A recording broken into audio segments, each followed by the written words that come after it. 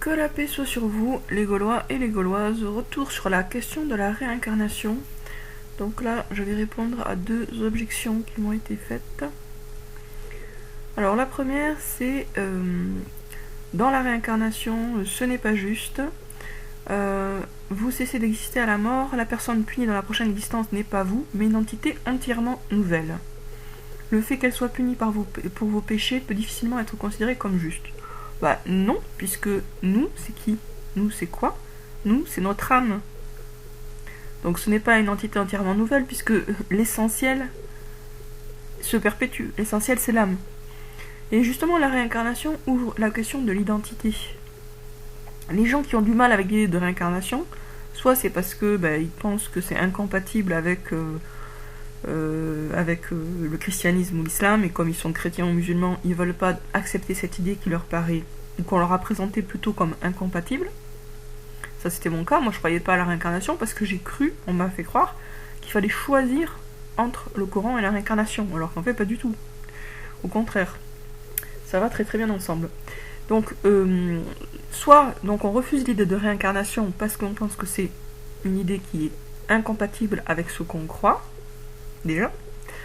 Soit on refuse l'idée de réincarnation, parce que on s'identifie à des choses superficielles. Et donc, on se sent menacé dans son identité par l'idée de réincarnation. Puisque dans la réincarnation, ce qui se réincarne, par définition, bien sûr, c'est l'âme. Donc tout ce qui est corporel, circonstanciel, disparaît d'une vie à l'autre. Qu'est-ce qui reste? L'âme et ses souvenirs et ses expériences. C'est tout. Donc, y a des gens qui bloquent sur l'idée de réincarnation parce que eux-mêmes ont une définition d'eux-mêmes beaucoup trop superficielle et que la réincarnation menace cette identité de surface pour les amener à réfléchir sur ce que serait une identité plus profonde. Donc, si c'est juste, puisque c'est l'âme qui a fait le mal et c'est l'âme qui est punie dans une vie suivante ou récompensée. Alors, la réincarnation valide l'injustice, le système de caste, exclut toute charité au malheur du prochain. L'arbre se juge à ses fruits.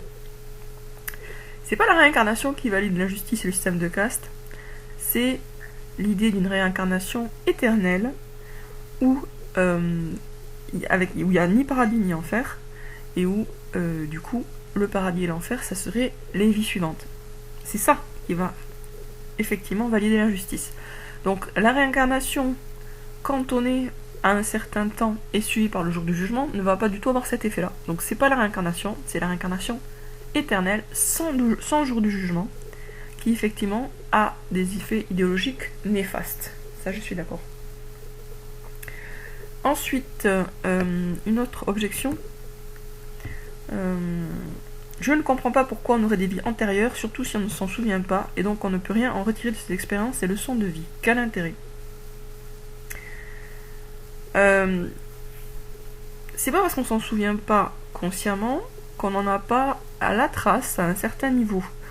C'est comme un amnésique. Un amnésique, là, il prend un choc sur la tête, il oublie son passé, ça veut pas dire qu'il a totalement perdu.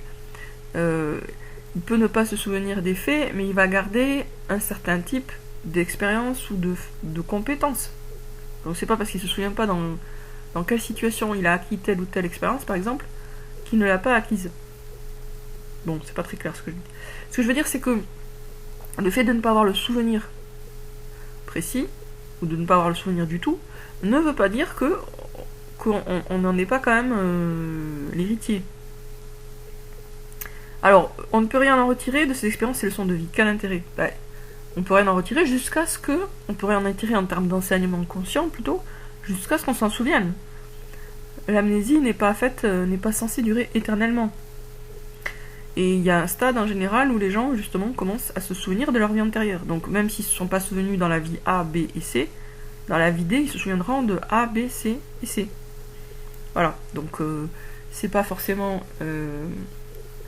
Enfin, la sagesse qui a attiré de nos vies antérieures, elle vient avec le temps et pas toujours.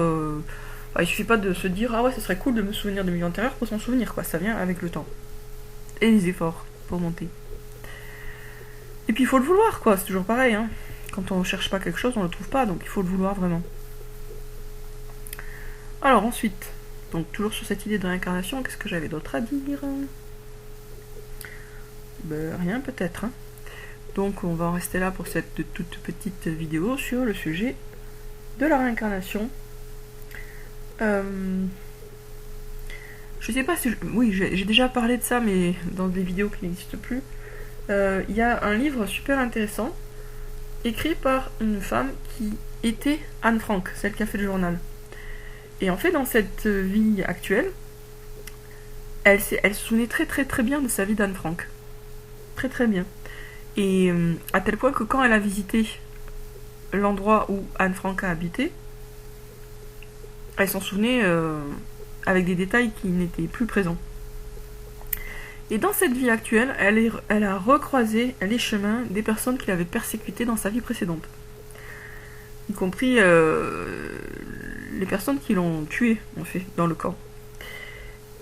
D'ailleurs, parenthèse, hein, ceux qui pensent que le journal d'Anne Frank est totalement faux, ils sont beaucoup trop, comment dire, superficiels, parce que si on lit ce qui a été dit sur le journal d'Anne Frank, c'est pas du tout que c'est un faux complet, c'est qu'il y a des parties qui ont été ajoutées par son père, hein, mais pas que le journal est entièrement faux, hein. Donc c'est pas le cas. Même ceux qui ont voulu montrer que le journal d'Anne Frank avait une partie fausse n'ont jamais prétendu que tout était faux. Donc elle a recroisé les personnes qui l'avaient persécutée et tuée dans sa vie précédente. Et ces personnes l'ont de nouveau persécutée, ont de nouveau essayé de la tuer, mais de façon plus discrète et plus sournoise, et n'y sont pas arrivées.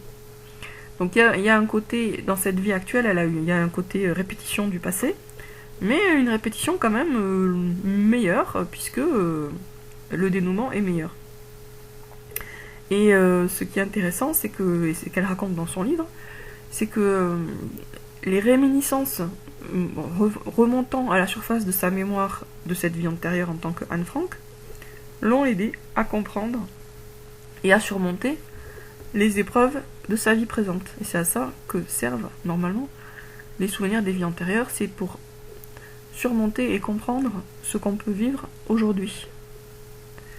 Et puis ça permet de saisir, de capter la logique et d'arrêter aussi de se dire oh c'est pas juste, entre autres. Bon, ça va au-delà de ça, hein, mais ça en est un point important.